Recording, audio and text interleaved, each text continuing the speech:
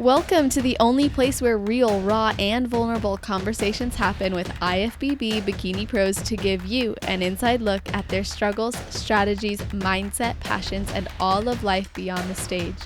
This podcast is made to inspire, motivate, and remind competitors and the average gym goer that even the most extreme lifestyles and elite athletes have their ups and downs. Thank you so much for tuning in today. I'm your host, Celeste Rains-Turk, and now it's time for the Confessions of a Bikini Pro podcast.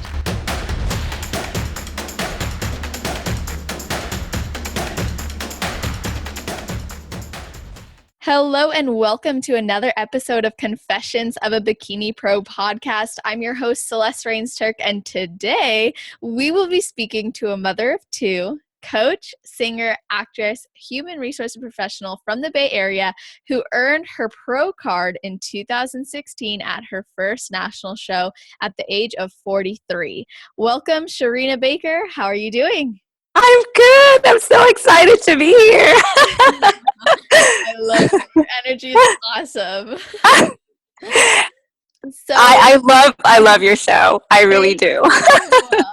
Yes, you guys, this is awesome. We just recently connected on Instagram, and then I was asking her some questions, and her story is very powerful. So I'm very excited to begin pulling that out and sharing it with you guys because it is raw, it is real. And so, Charina, first of all, aside from your accomplishment in becoming a pro, you endured a lot through your childhood and your young years, just growing up in a third world country and then moving to the US. So can you tell everyone, because it'll sound way better coming out of your mouth than mine. I can't tell your story. So what was that like for you? So if I start crying, are you going to forgive me? Oh, of course, please, let it without being raw. It's all good. Honestly, Celeste, right? Am I saying it right? Yeah. Okay. My heart beats fast whenever I talk about my childhood. It's great because my mom is a wonderful mother. She never let me feel hungry because that is the most important thing when you're growing up is the food. But I lived in a I'm so sorry, 500 square feet home, and it's not the best. We don't have the best bathroom. It's basically it's third world. What do you expect? It's a studio.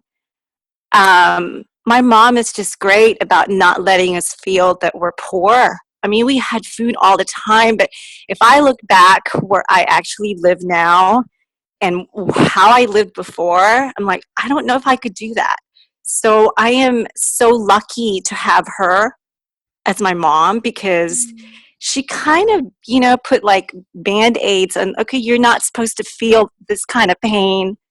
Okay, let me just get you through every day going to school, having fed good food, because food is cheap, but the ways of living, I mean, we used to fetch water just to get to shower, Wow. So, it was hard. Looking back at now, I don't think I could do it with my kids because I would cry every single day. So that tells you how strong she is as a woman. Absolutely. And I really appreciate all her effort. She's just so amazing. That's so awesome. How is that, like the way that you were raised by her, impacted how you raise your children?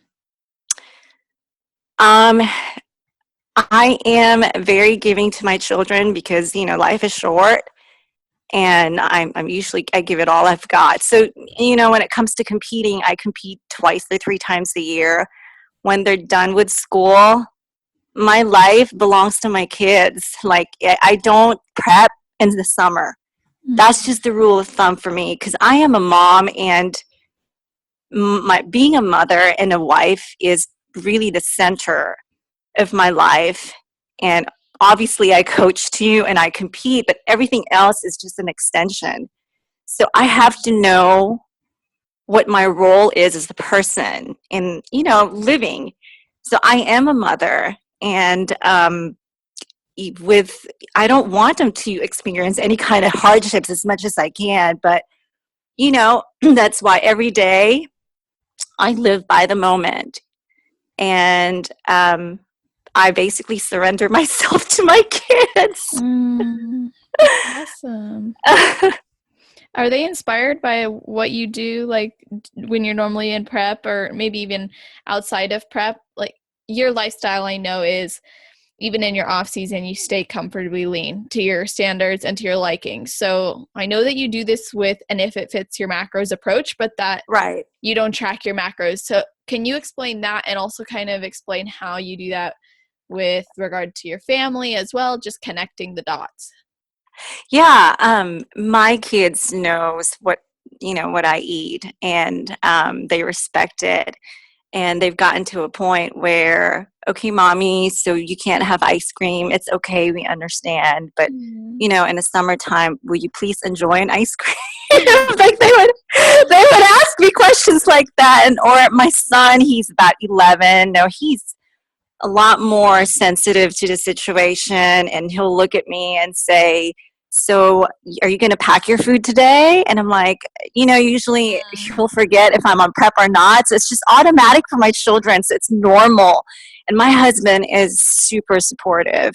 When I turned pro, my whole family, I took them to Pittsburgh. We drove 10 hours from Georgia. Wow. Right. So as far as, if it fits your macro, what I have done this season is something really, really amazing. So I did IFFYM in the beginning of the year with the new coach, and she was a blessing to me.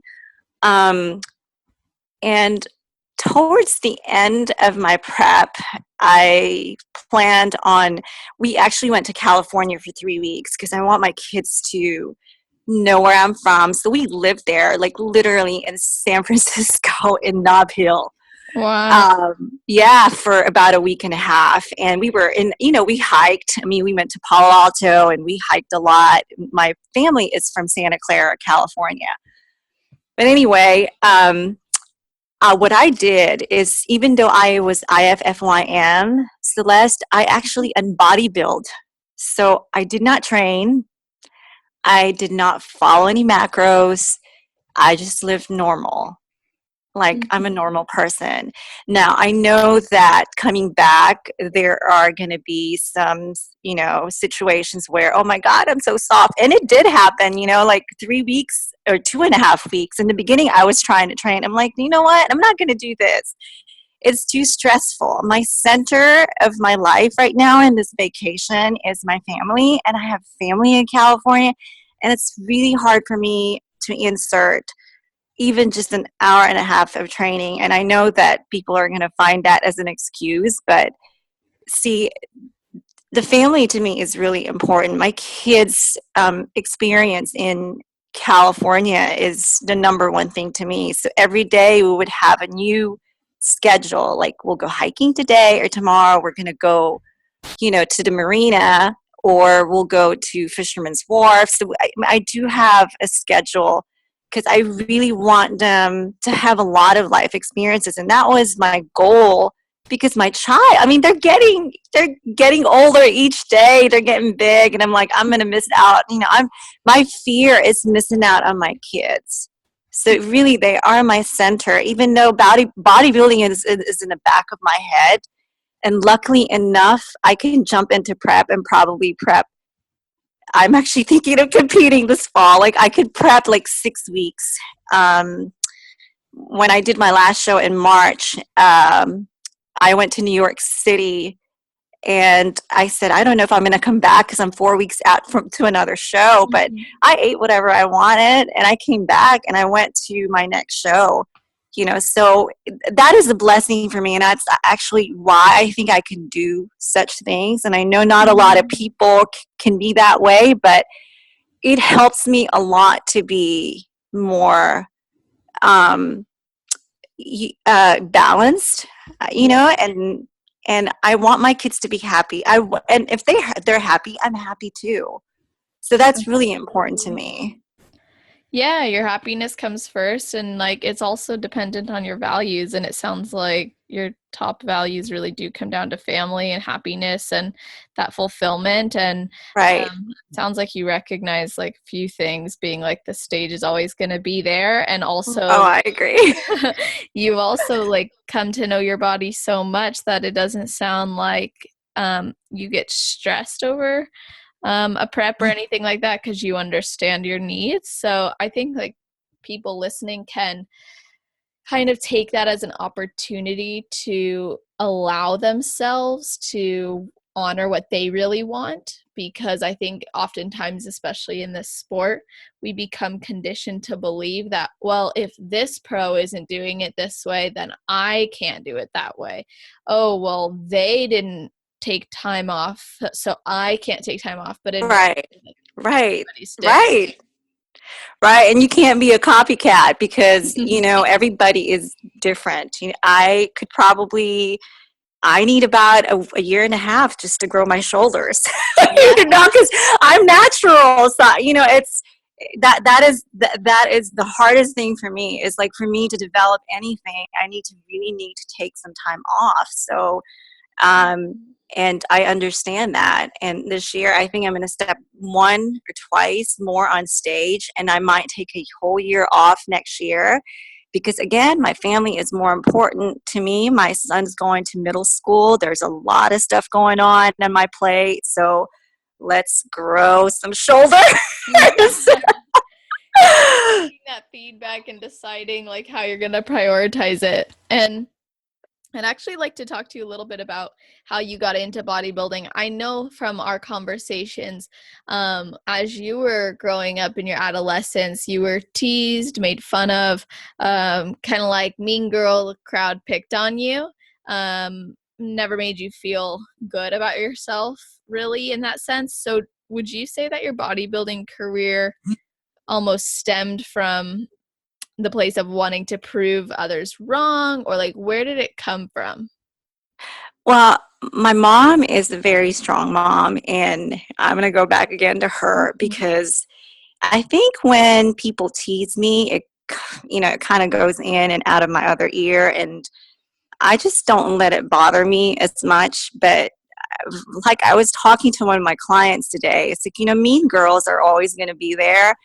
Whatever stage in your life, whether you're 10, 15, 20, 30, 40, 45, 50, they're there all the time. So my mindset has always been, I need to get moving forward. And when I was in high school was the time that I got teased because first of all, I was wearing braces because I had scoliosis. It was a lumbar thoracic, so my spine had a curvature of an S. And, I wore my braces to school, so people called me like robot or something like that. And another thing, too, is I was a lot younger than a lot of the girls because my mom put me in first grade at 5 years old. She was a teacher. So at an early age of 3 or 4, I learned how to read and write. So my body was not developed when I was in high school. So I would literally come home and play with my dolls. And while the other girls, they have sports bras, they're more fuller. And I'm just like, I look like a little kid. So, I mean, it's norm, I guess, in a society to be teased because there's always going to be that one person that you want to make fun of, right? And even to this day, there's still bullying. And I just I do not, agree with that. And every time somebody would bully me, I just keep on moving forward. And I would tell myself, I'm just going to do great things. I'm just going to keep on reaching for one goal, each time. And that's how I keep myself busy. And that is how, when I entered bodybuilding, I was training. And, I go to the gym every day before bodybuilding. I did yoga. And, people thought I live in a small town, and, I've heard, that she'll never make it. Why don't you go compete at this kind of show, which is like a low level, so you know what, in the back of my mind, I'm like, I'm going to keep moving forward, and, I'm going to hire a good coach. I had a really, really good coach, and, I'm just going to work on my body. And it's not to prove people wrong. See, that's not even, because I love what I do and I love to train. I love fitness. You know, ever since I was a little kid, I was a track and field. You know, I ran and jumped. It has always been a part of me. So it feels like I do have some kind of a shield. Like if somebody teases me, it's like it all bounces back. I didn't hear what you said. I'm just going to do whatever I want to do because I want to improve myself. I don't care what she said. Yeah. So that's what I went into bodybuilding. And I said, you know, I want to compete. Even if somebody told me you can't make it, you won't make it, your shoulder's too small, you're this and that, you know, you're going to get eaten at the national show. I heard that prior to stepping on stage in Pittsburgh. Somebody told me you're going to be eaten alive because, you know, somebody told me one time that my muscles were too small. And I agree. But you know what? It's how you position yourself on stage, how the judges see you, the entire package. Did you get the judges' attention when you're walking in? So, I mean, all that came into play, I guess, when I was competing. And having a theater background has really helped me a lot. I emote on stage. People call me, you have stage high when you go on stage, and I got in trouble for that too, for being so, just happy being on stage. Yes, absolutely. I think that's a cool thing though, that you can recognize that, and also that you receive that feedback well. But you know, it is something that is you, and I think that as a competitor, it's important to showcase yourself on stage, and I'm sure that's something that you talk to your clients about as well. Oh, yes, highly, highly. I said, you have to make a connection with those judges. Now, you don't want to flirt or anything, and you don't want to do overboard stuff because, you know, I mean, if they could see that, they could smell fear, they could smell insecurity, they could see confidence. You know, it's you walk into the stage, they need to know that they recognize you. So how do you do that? And it's really hard for me to teach clients sometimes. Like you have to connect, but you're the only person who could figure it out yourself how to do that. You know, because each and everyone has their own personality. You know, so I can't teach them to do it, but I will teach them. I would basically tell them, this is what you need to do, you know, because I don't have a perfect body, Celeste. Right. You know, I mean, I really don't. It's just, you know, it's probably I walk on stage and voila, here I come. You know, so, but honestly, as a pro, I got in trouble for that because I had to tone myself down and posing. And the last show I did, I told the judge, I said, I really toned myself down because I actually realized that this is not theater. You know, I am not acting on stage. You're like, oops. I'm so sorry. And that competition, it was my first win. And you know how hard it is to win as a pro, even in masters. So that was my first win because that's the time that I actually realized, okay, I have to really consider what they say on stage. Yes, exactly. And I like what you said before about how judges can really like see and smell like confidence, so they can smell fear.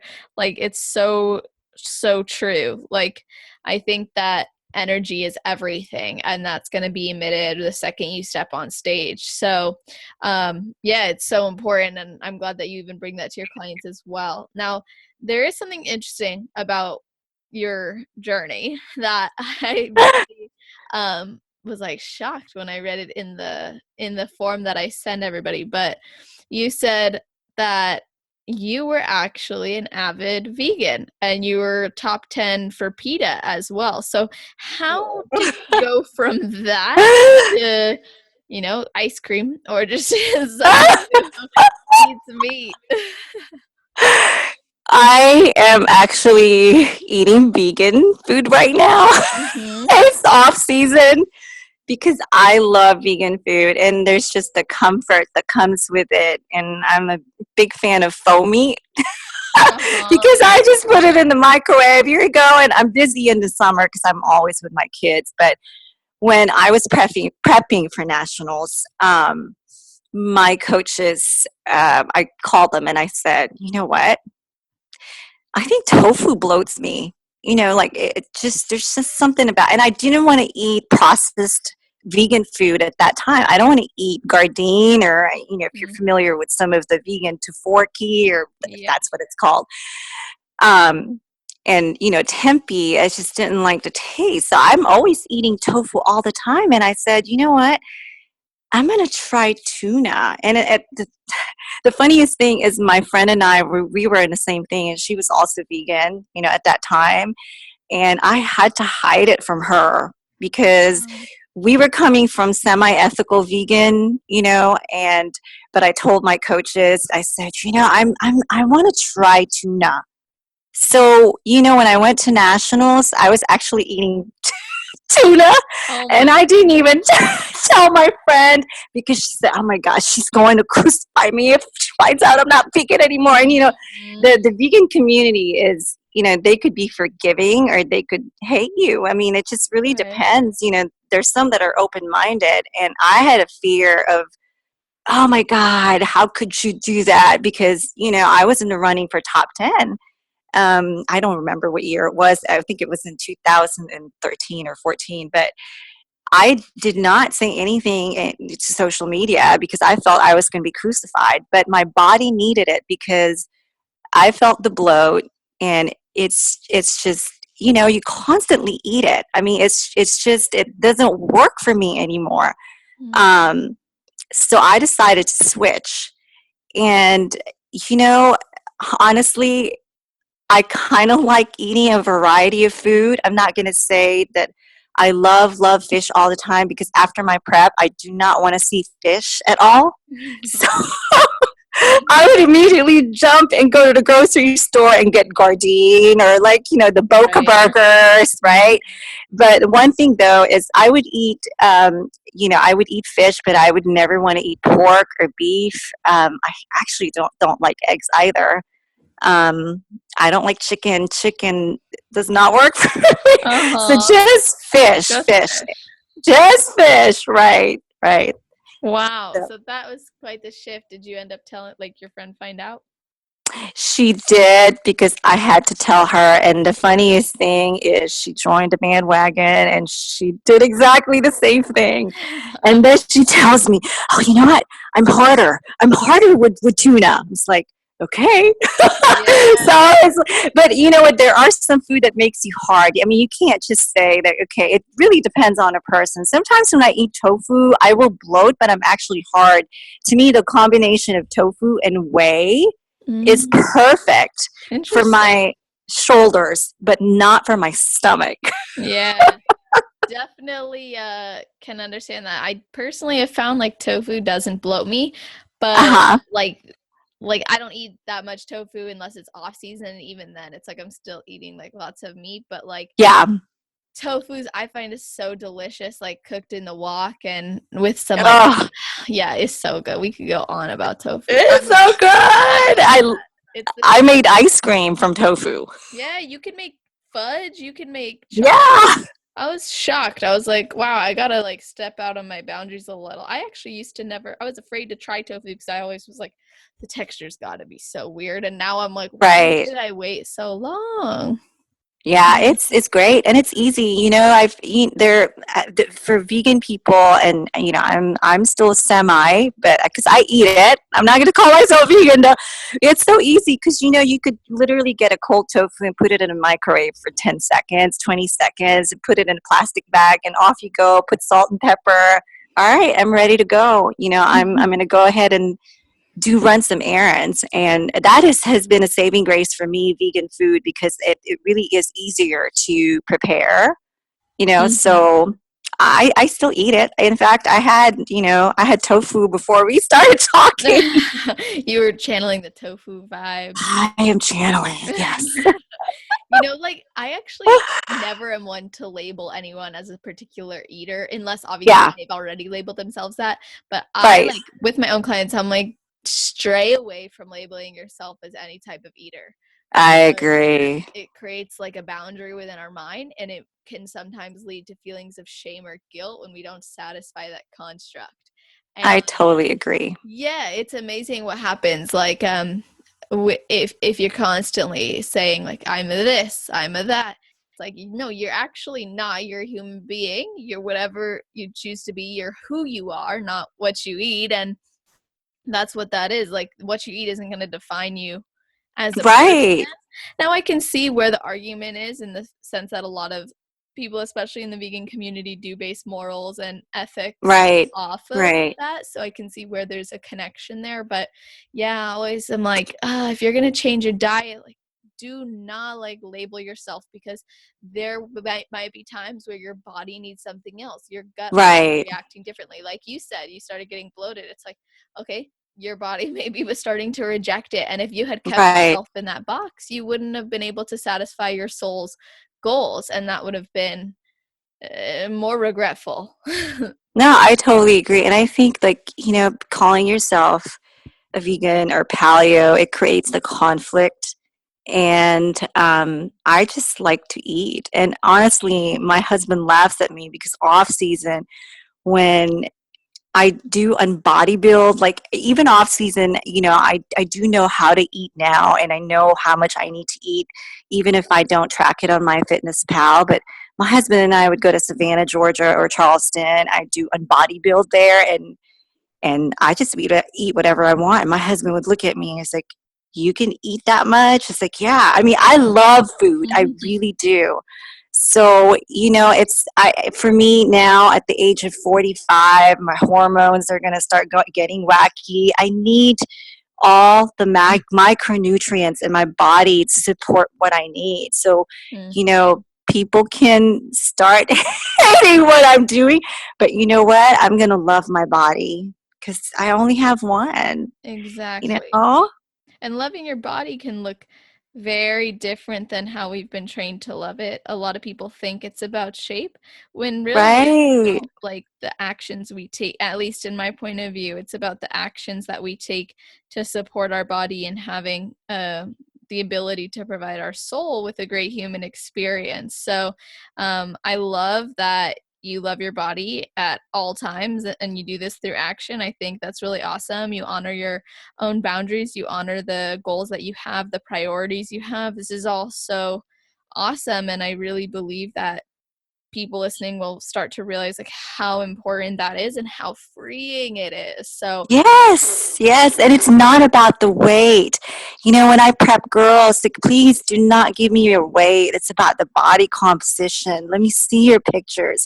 Why are we so focused on the numbers? The numbers does not mean anything, and I keep on telling me that, but, I've kind of given up when they check-ins with me and I'll see a number. It's like, whatever. I'll yeah. just say, like, let me see the pictures, and then I'll send back a picture with the picture of 2 weeks ago to now. It's like, here you go, here's the difference. And it's like, you look really good, and I just even the society these days, the diet is dependent on numbers, and it shouldn't be that way. And I think for women, especially us that are in bodybuilding, we really need to forgive ourselves because our bodies are totally different, and we cannot I can't compare myself with Jerry Berger or Mhm. Michelle Maine. They're totally different from me. I'm very, I'm like a pure ectomorph. That's how I am. And it takes a lot for me to carb up. But then again, my stomach would bloat, so I tend not to compare myself, and I just do the best I can. I'm not vying for Olympia.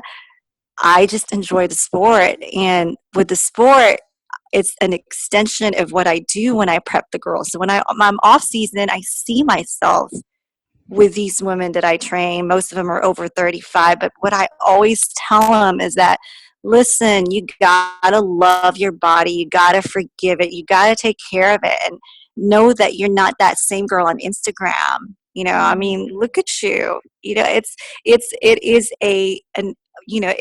it's basically an advantage to be able to prep. It's a luxury that Mhm. you're healthy. So Yeah, I keep on reminding them that. Go ahead, sorry. that's no, that's great. I was just gonna say I absolutely agree with you. It is a luxury to be able to prep, and it's also, I think that I think the more people love themselves, the more successful they'll be in their preps. And I know like competitors all struggle with this, and maybe sometimes not even a struggle, but it is a focus. It becomes an easy thing to focus on. And I mean, I Mm-hmm. personally sometimes find myself comparing myself to like my old preps, and that's been a struggle with me. This prep is like, oh, I weighed this much at my last one and that and this, and then Yes. it's like we can't do that to ourselves because it's just like it basically like it's like it devalues the growth that we've spent time on creating, Right. because it's like, oh, let's go back to this, but it's like we'll never be that person again, so we shouldn't even compare ourselves. Like, yeah, we'll never be the person that we see, like another person, but we'll also never be our old self. So there's no use in comparing, because we're constantly taking actions, and if we are constantly taking action, that's what really truly matters. I agree. It's body building. Right. It's building your body. Last time I stepped on stage when I turned pro, was in 2017, I was 95 pounds on stage. This year, I was 105. Mm-hmm. And if I had to consider the numbers, I would be throwing a fit big time. Mm-hmm. Why did I gain 10 pounds? But you know what, Celeste, I like my body better now. And, after this podcast, I'm going to, send you some pictures from last year. And there was nothing wrong with the way I look. And this is, again, loving your body from before and after. I love the way I looked before. I love the way I look now. I just, I changed and my body composition changed. I had a little bit Exactly. more glutes. It's body building. We're building the body. Yeah, It's not weight loss. It's not weight loss. exactly. And it's also like if we were to only focus on that, like I was telling myself the other day, I was like, leaner or less weight is not always better, Uh-uh. because the judges may not even be looking for that. So the only thing you can really control is your effort. And that's true of anything Right. in life. So if you can control your effort, you can put 100% in, and you can improve. Like, focus on the things that you're improving on each prep rather than a number. Focus on the things that you've improved. Maybe you've done a better job with your meal prepping. Maybe you've gone harder on cardio than you ever have before. Maybe you've spent more time practicing posing, or you just feel more confident. So those are wins that we can focus on. And the more we fuel those fires within us, naturally the body's going to respond with a more positive result, because there won't be those Right. stress hormones. We won't be facing all that doubt in our mind. Like, we'll step on stage knowing that, hey, I left it all in the gym and now I'm going to leave it all on the stage, and may the may the winner be the winner, like that. Right. Yes, just keep moving forward. Yes, exactly. Just, know what you've done in the past has an effect of what you're supposed to do now, and you just move forward from now to the future. And that's how I look at things too. And that's why I think when I hear things from people, it doesn't really bother me at all. And I always teach the girls, like, listen, the weight does not matter, the numbers does not matter, because that judge ain't going to ask you what was your weight last year and this year. Right. They don't care. I mean, they're going to look at you, your body composition, and how you move on stage. Is your symmetry better this year? They don't care about the weight. As long as, Exactly. you look good.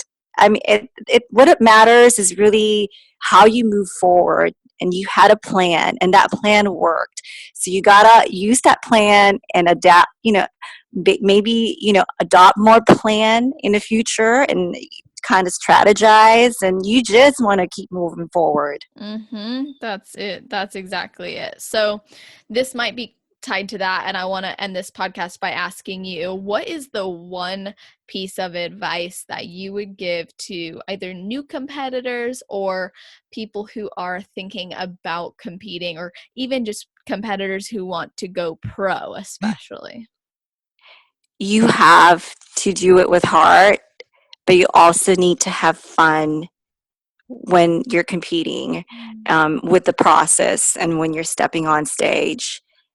It's just not about getting, a medal or a pro card.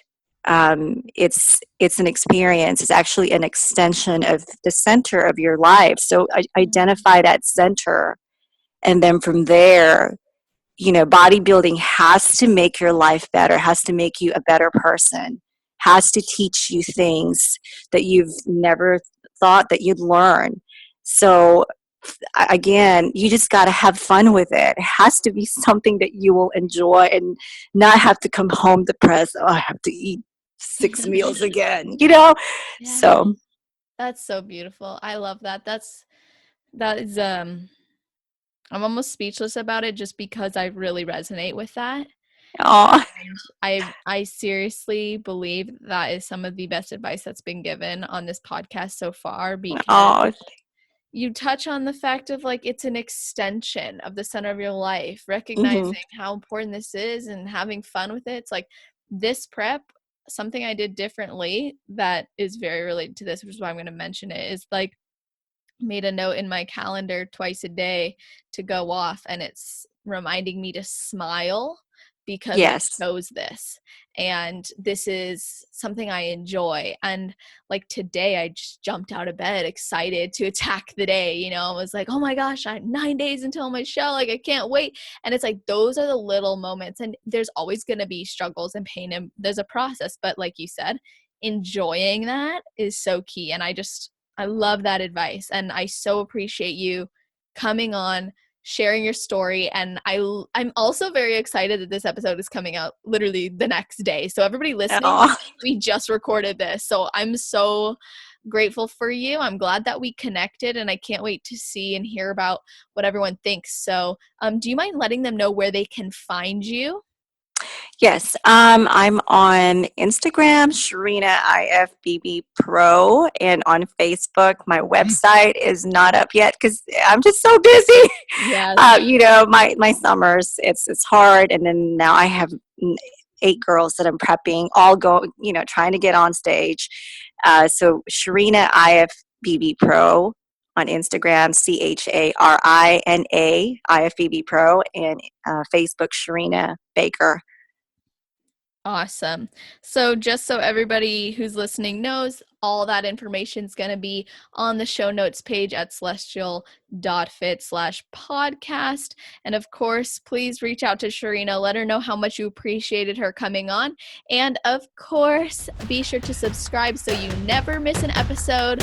And let us know what you think. And of course, we hope you have an amazing rest of your day, night, or morning, wherever you are in the world.